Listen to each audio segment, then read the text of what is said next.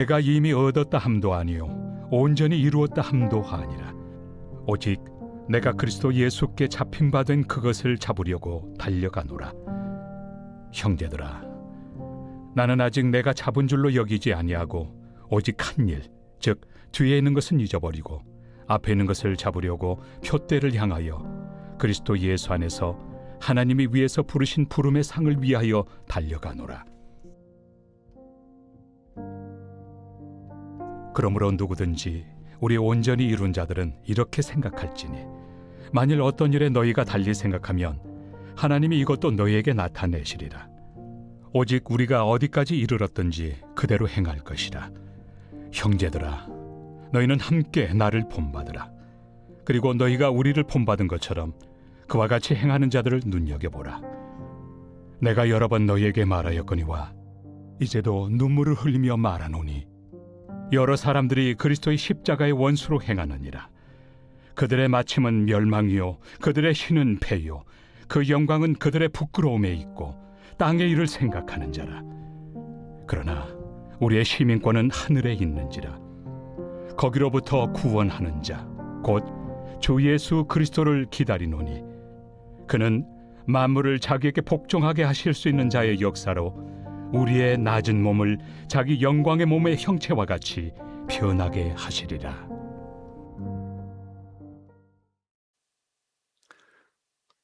마의 구간다라고 하는 말이 있습니다.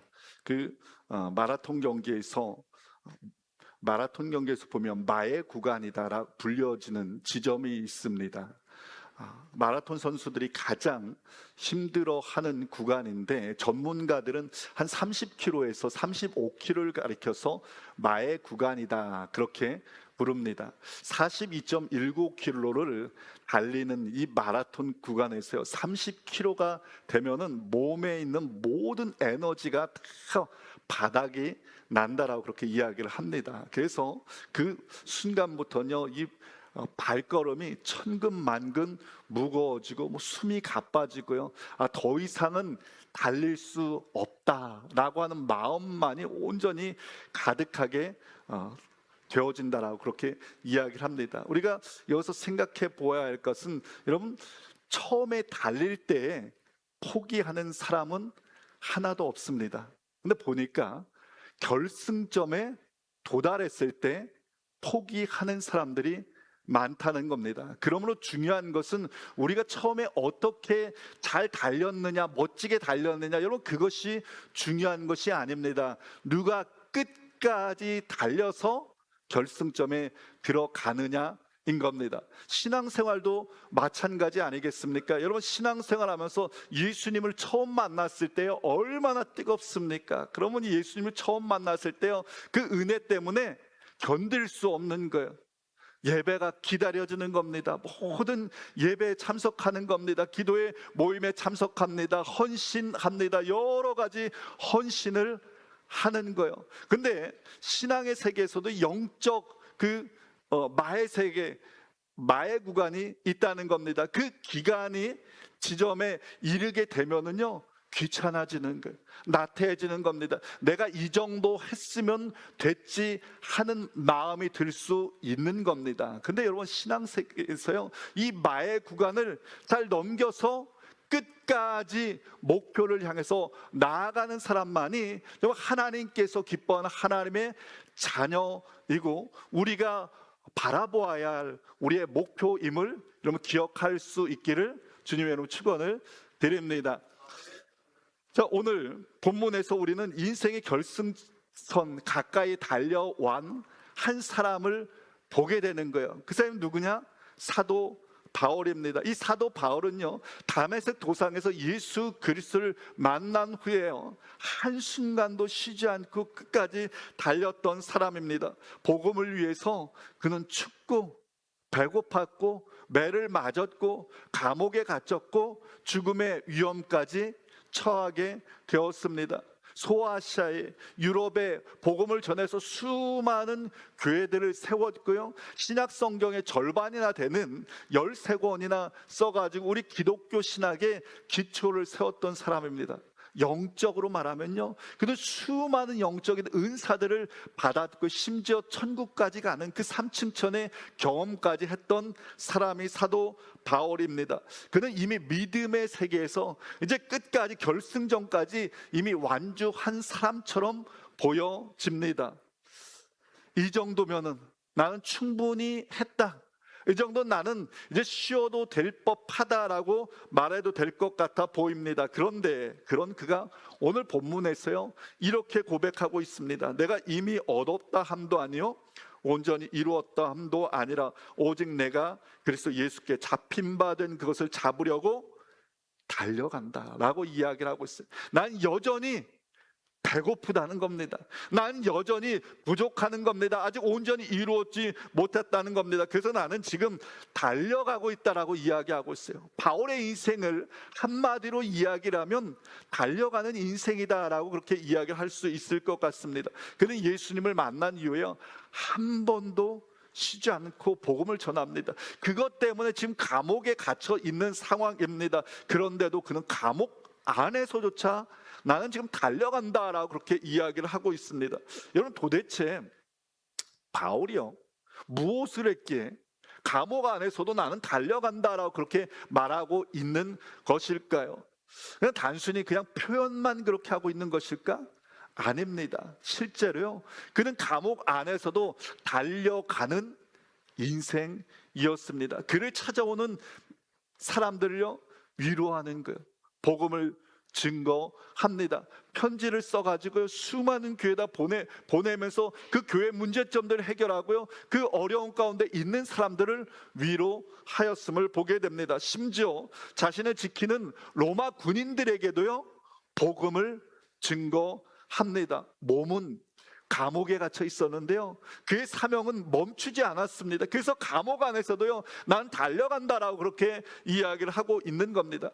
여러분 한번 생각해 보세요. 그렇게 복음을 전했다면, 그래서 그 복음을 전해가지고 이제 좀 감옥 안에서 그 감옥 안에 갇혀 있다면 그 감옥 안에서만큼은 이제 좀 쉬어도 될 것 보이지 않습니까? 감옥 안에서 좀 쉰다라고 해도 누구 하나 뭐라고 할 사람 하나 없을 것 같습니다. 그런데 그는 감옥 안에서도요 달려가고 있었던 거예요. 이 사도 바울을 생각하면서 떠오르는 한 단어가 있었습니다. 중독입니다. 중독. 여러분, 중독이 뭐예요? 무엇인가에 사로잡혀 살아가는 겁니다. 여러분, 사람들은요 알게 모르게 무엇인가에 사로잡혀서 살아갑니다. 어떤 사람은 돈에 사로잡혀 살아갑니다. 어떤 사람은 일에 사로잡혀 살아가죠. 어떤 사람은 성공에, 어떤 사람은 자기 자신에 사로잡혀 살아갑니다. 바울은요 그리스도의 사랑에 사로잡힌 사람이었습니다. 그리스도의 사랑에 중독되었던 겁니다. 영원히 죽을 수밖에 없는 자기 자신을 위해서 십자가 위에서 자기 자신을 내어주신 예수 그리스도의 그 크신 은혜와 사랑에 사로잡혀 있었던 인생입니다. 그 사랑이 바울의 마음을 완전히 사로잡아가지고요 그 결과 어떻게 됩니까? 환경도 고난도 핍박도 심지어 감옥 안에 갇혀 있었음에도 불구하고요 그를 달려가게 만들었음을 보게 되는 겁니다. 성경은 여러분 신앙생활을 종종 마라톤에 비유해서 이야기를 합니다. 저와 여러분들은 경주하고 있는 마라톤 경주를 하고 있는 사람들입니다. 그렇다면 여러분, 우리는 어떻게 하면은 끝까지 믿음의 경주를 잘 달려갈 수 있을까? 오늘 본문을 통해서 바울이 보여주는 세 가지 그 비결을 함께 나누면서 은혜를 나누었으면 좋겠습니다. 그 첫 번째 비결, 우리 끝까지 잘 달려가기 위해서 첫 번째는 무엇이냐? 한번 말씀 보겠습니다. 형제들아, 나는 아직 내가 잡은 줄로 여기지 아니하고 오직 한 일, 즉 뒤에 있는 것은 잃어버리고 앞에 있는 것을 잡으려고. 첫 번째 비결은 뭐냐?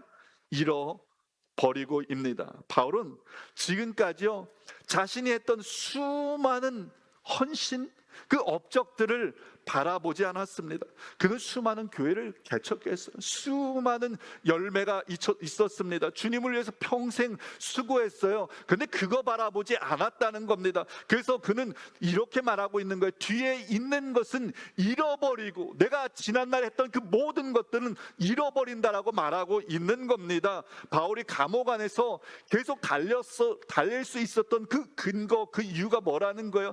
뒤에 있었던 일들, 내가 했던 그 일들 바라보지 않고 달려갔다라고 하는 것을 알 수 있는 겁니다. 여러분, 우리가 잘 알고 있는 토끼와 거북이 아시죠? 이 토끼는 아주 그냥 깡충깡충 잘 뜁니다. 그래가지고 거북이 앞에 와서 늘 자랑하는 거예요. 잘난 척하는 겁니다. 그런 토끼가요, 거북이는 너무 얄미운 거예요. 어느 날 이 거북이가 토끼한테 가서 이야기를 하는 겁니다. 나랑 한번 경주해보자. 여러분, 누가 우리를 화나게 하면 돌아버리잖아요. 거북이도 돌아버린 것 같습니다. 제정신이 아닌 거예요. 토끼하고 한번 겨뤄보자.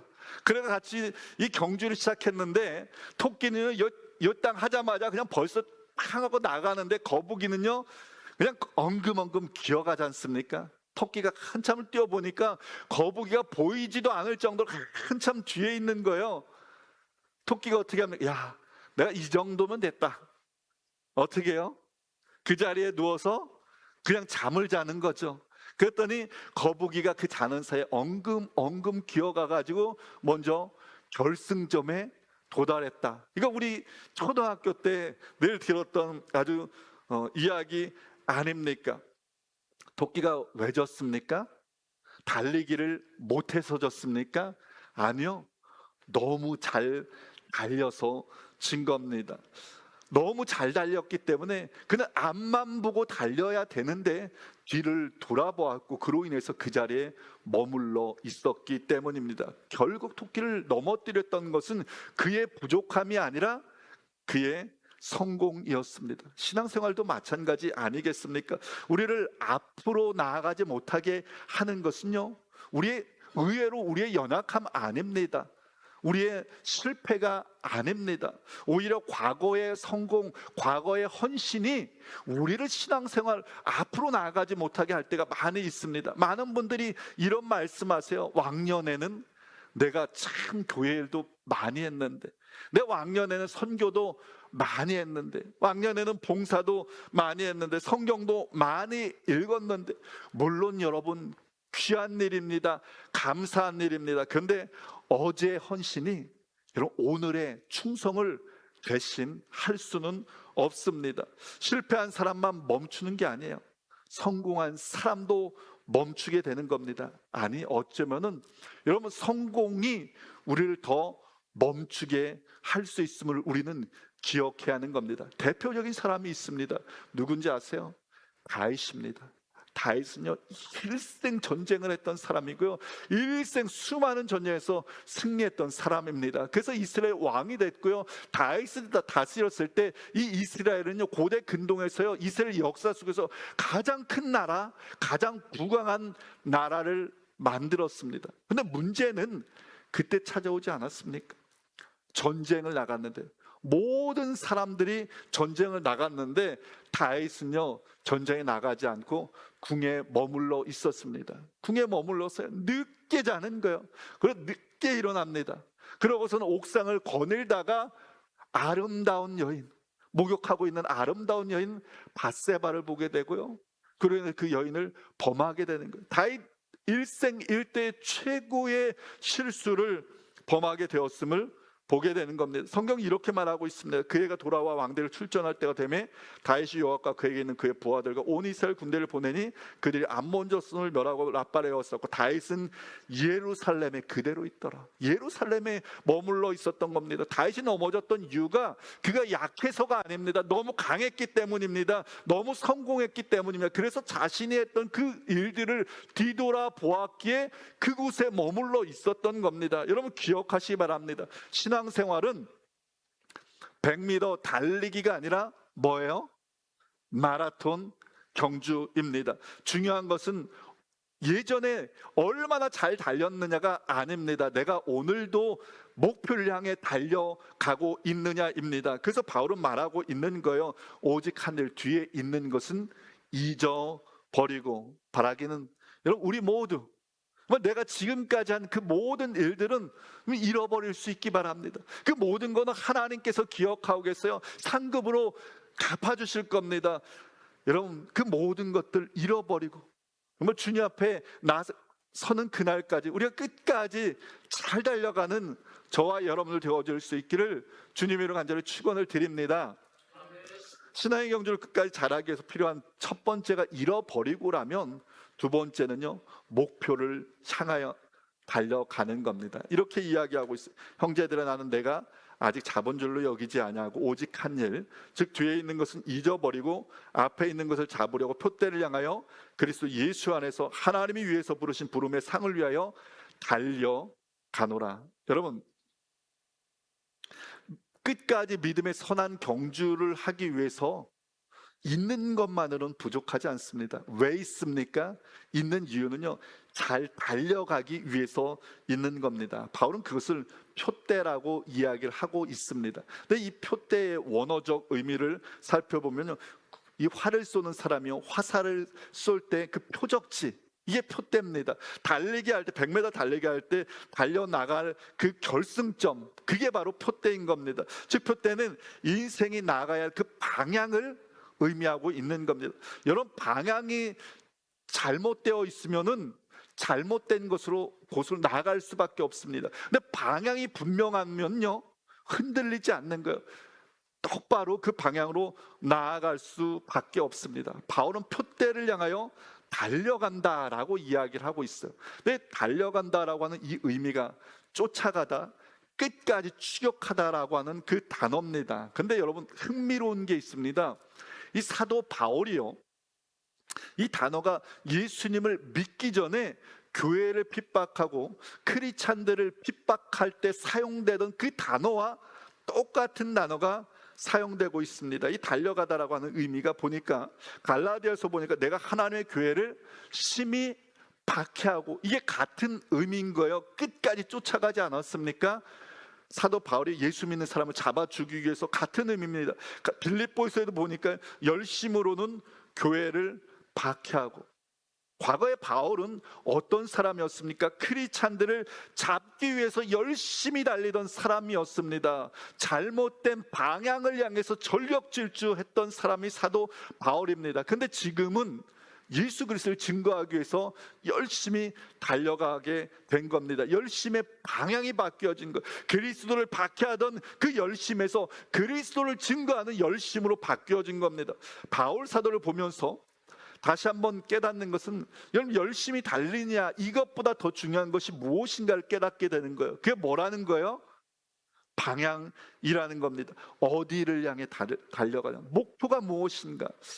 바울은 자신이 달려가는 그 표대를 뭐라고 이야기를 하고 있는가? 그것을 부르심의 상, 내가 부르심의 상을 위하여 달려간다라고 이야기를 하고 있습니다. 고대 올림픽에서요, 경기에서 이 경주가 끝나면은 승리자의 이름이 불려집니다. 그러면 그 뒤에 그 승리자가 어디에 살고 있는 그 도시가 불려지고요, 나라의 이름이 불려집니다. 그리고 승리자가 앞으로 나아가게 돼가지고 월계관을 받아 쓰게 되는 겁니다. 바울은 바로 그 장면을 떠올리면서 말하고 있는 겁니다. 언젠가 우리 모두가 주님 앞에 서는 날, 언젠가 자신이 주님 앞에 서는 날, 잘하였도다, 착하고 충성된 종아, 칭찬받으며 그 영광의 그 상을 받아 누릴 것을 생각하면서 지금 말하고 있는 겁니다. 여러분, 표대가 있는 사람은 포기하지 않습니다. 표대가 분명한 사람은 어떤 어려움 속에서도 또다시 나가는 거예요. 넘어져도 또다시 일어나는 겁니다. 왜냐하면 나아가야 할 목표가 분명하기 때문입니다. 창세기에 보니까 참 나아가야 할, 붙잡아야 할 목표를 붙잡고서 달려나갔던 아름다운 청년의 이야기가 나오고 있습니다. 그 사람이 누구냐면 야곱입니다. 성경은 이렇게 이야기하고 있습니다. 야곱이 라헬을 위하여 7년 동안 라반을 섬겼으나 그를 사랑하는 까닭에 7년을 며칠같이 여겼더라. 여러분, 이 구절을 보면서 야곱의 어떤 모습이 연상되시나요? 지금 외삼촌 라반의 집에서 일을 하고 있는 겁니다. 7년 동안 그 아내를 얻기 위해서 7년 동안 일을 하고 있는 상황입니다. 그런 상황 속에서 야곱의 어떤 모습이 연상되시나요? 울며 겨자 먹기 식으로 억지로 그 라반의 외삼촌 라반을 돕는 그 모습이 연상되시나요? 아니면 어떤 모습이 연상되시나요? 저는 야곱이 지금 콧노래를 부르면서 외삼촌 라반을 섬기고 있는 그 모습이 연상되어집니다.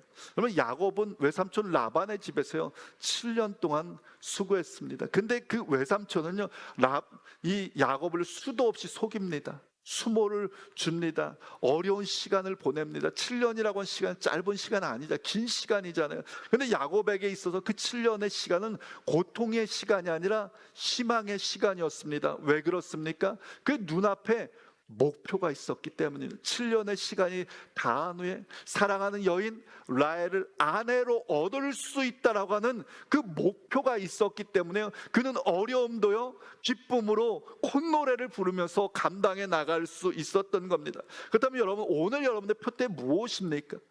오늘 여러분은 무엇을 바라보면서 달려나가고 있습니까? 우리 제2청년부 회원분들이 종종 그런 말씀하세요. 목사님, 인생이 참 짧습니다. 우리 이옥봉 권사님 종종, 목사님, 저는 예전에는 할머니는 처음부터 할머니인 줄 알았어요. 근데 보니까 내가 벌써 그 나이 때에 있는 거예요. 그렇게 말씀하세요. 여러분, 맞습니다. 인생 정말 짧습니다.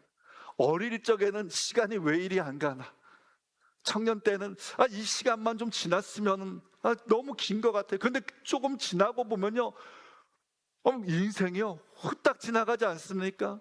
보면은 50대, 60대, 70대, 80대, 그래서 오늘 우리가 이 자리에 서 있는 것 아니겠습니까? 그 짧은 인생 속에서 여러분, 무엇을 목표로 하고 있습니까? 성공입니까? 명예입니까? 지금보다 조금 더 나아지는 삶입니까? 건강인가요? 자녀의 출세인가요? 여러분, 짧은 인생 속에서 우리가 잠시 있다 사라질 것을 우리의 목표로 잡지 않고 여러분, 영원한 것을 우리의 목표로 잡으면서 살아갈 수 있기를 축원을 드립니다. 주님은 우리의 영원한 왕이십니다. 그 주님께서 우리에게 주시는 그 부르심의 상은 영원한 상급임을 기억하시기를 바랍니다. 바라기는 우리도 바울처럼 주님 앞에 서는 그 영광의 날, 주님께서 우리에게 주시는 그 부르심의 상을 얻기 위하여서 여러분, 그것을 바라보면서 끝까지 잘 달려가는 저와 여러분들 다 되어줄 수 있기를 주의 이름으로 축원을 드립니다. 끝까지 잘 달려가기 위해서 필요한 것 마지막 하나는 정체성입니다. 정체성은 여러분, 내가 누군가를 아는 것입니다. 내가 어디에 속했느냐, 그것을 아는 것, 이게 바로 정체성입니다. 그래서 이 정체성은요 그 사람의 생각을 결정합니다. 그 사람의 삶의 방향을 결정하는 겁니다. 그 사람의 선택을 결정하는 겁니다. 바울 사도는 이렇게 이야기하고 있습니다. 우리의 시민권은 하늘에 있는지라 거기로부터 구원하는 자 곧 주 예수 그리스도를 기다리노니.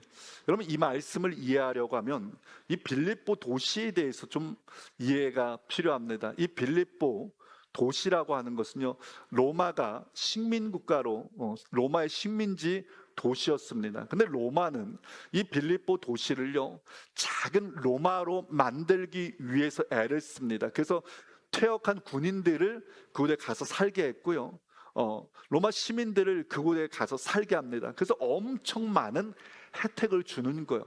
그러니까 그곳에 살아가고 있었던 빌립보 시민들은요 자부심이 대단합니다. 자부심이 대단했어. 그래서 그들은요 옷도요 로마인들이 입는 옷을 입는 거예요.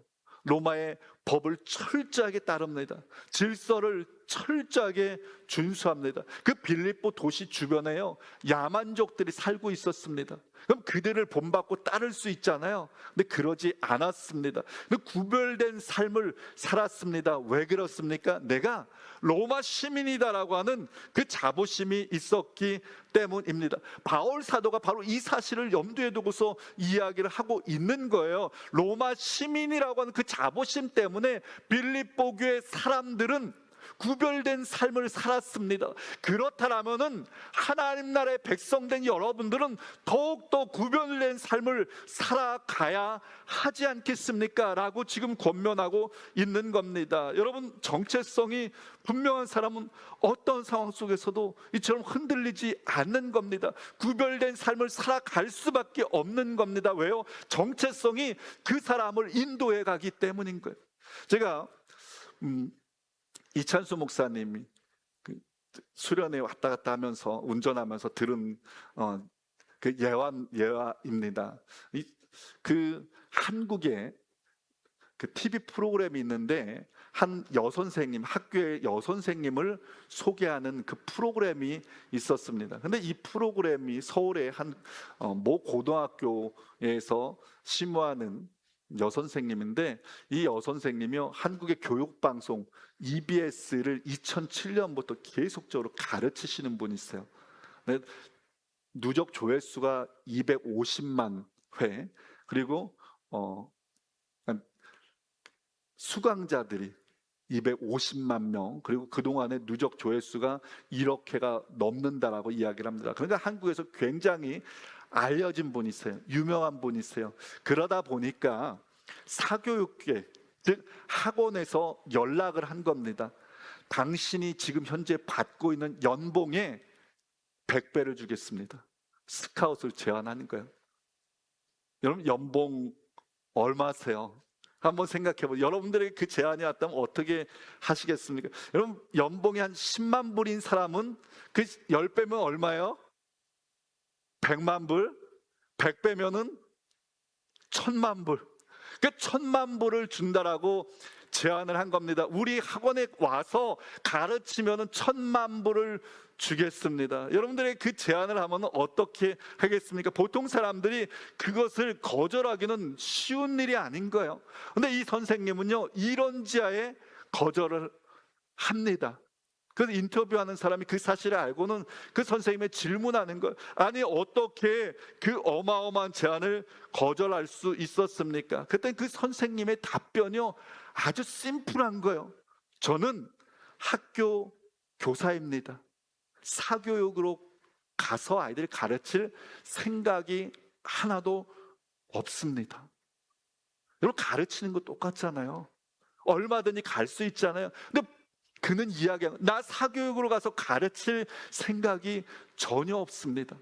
반 아이들이 그 사실을 알고는 선생님한테 질문하는 거, 아니 선생님, 아니 어떻게 그 많은 것을 거절했습니까? 그랬더니 나 너희들 담임되기 위해서 그것을 거절했어. 그렇게 이야기를 했다라고 합니다.